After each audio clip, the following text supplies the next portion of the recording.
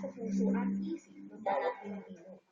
Sa katang-isip na kwentong ito na bahagi ng kampanyang dapat lamang para sa eleksyon 2030, maibigan ang mga kategorya ng mayor sa isang maling kagana at ang mga maling matinggaman at ilang kasanalian ng mga eleksyon.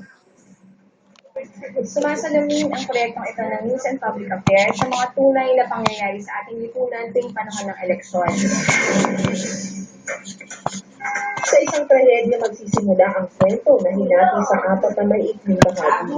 Layunin talaga ng proyekto ito na influensahan yung mga tao na gawin yung dapat tama, yung tamang desisyon sa darating ng eleksyon.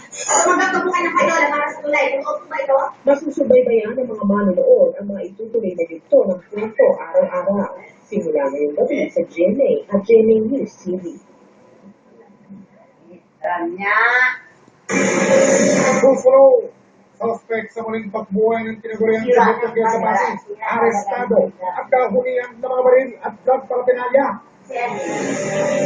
Ang sumadsad na barkong Pakistan ng mga Sino sa Tubatari na ialis na